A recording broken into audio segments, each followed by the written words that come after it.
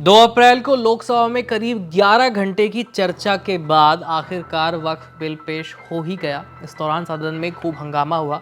विपक्ष के तमाम पार्टियों और नेताओं के हो हल्ले के बावजूद बिल पास हो गया। पिछले साल चुनाव के नतीजों में बीजेपी अपने दम पर बहुमत हासिल नहीं कर पाई थी। तीसरी बार में अपने दम पर बहुमत से बीजेपी 32 सीट दूर रह गई, जिसके बाद विपक्ष और खास करके कांग्रेस का ये कहना था कि अब पीएम मोदी और बीजेपी के एजेंडे में शामिल वक्फ और यूसीसी जैसे बिल्स को हम पास होने ही नहीं देंगे।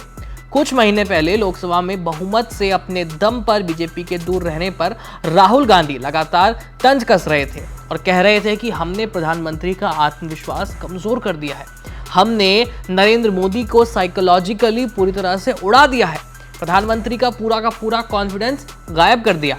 लोकसभा चुनाव के बाद राहुल गांधी जहां भी गए अपनी हर रैली में दावा करते रहे कि उन्होंने प्रधानमंत्री मोदी का आत्मविश्वास तोड़ दिया है। लेकिन अब पिछले 1 साल से कम वक्त में ही एक तरफ मोदी सरकार हरियाणा, महाराष्ट्र और दिल्ली तक में चुनाव जीत चुकी है, तो वहीं दूसरी तरफ अब तीसरे कार्यकाल में वक्फ संशोधन से जुड़ा बिल लोकसभा में लाकर के पास कराने की तैयारी कर ली थी और ये यहाँ पास हो चुका है। अब बारी है राज्यसभा की और मकसद साफ है, मैदान चुनाव का हो या फिर संसद में बिल पास कराने का, पीएम मोदी की राजनीति झुकने वाली नहीं है। आज लोकसभा का दृश्य देखकर ये तो साफ हो गया कि कांग्रेस बीजेपी और मोदी को हल्के में ले रही थी और ये उनकी बहुत बड़ी भूल है। भले ही 63 सीट पिछली बार के मुकाबले वो लोकसभा में बीजेपी की घट गई हो, लेकिन सरकार बताने जा रही है कि हम सीटें घटने से बड़े फैसले लेने में पीछे नहीं हटते।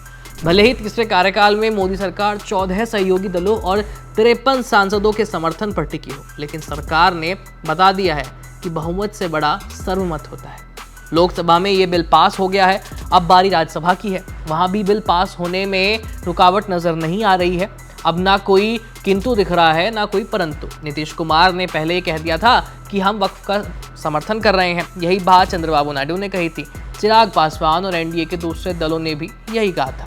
ये बिल लोकसभा में तो पास हो गया, लेकिन अभी ये कानून नहीं बना है। इसके लिए इस बिल को पहले राज्यसभा से पास होना होगा, फिर राष्ट्रपति की मंजूरी चाहिए।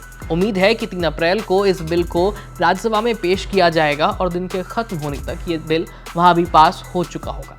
वैसे इस बिल पर संसद से लेकर सड़क तक खूब बवाल हो रहा है। ऐसे में बिल के पास होने के बाद देश में जगह जगह विरोध प्रदर्शन होने के आसार भी नजर आ रहे हैं। बाकी वक्फ बिल से जुड़े सारे अपडेट्स के लिए हमारे चैनल एबीपी लाइव के साथ जुड़े रहिए। मेरा नाम है आयुष। धन्यवाद।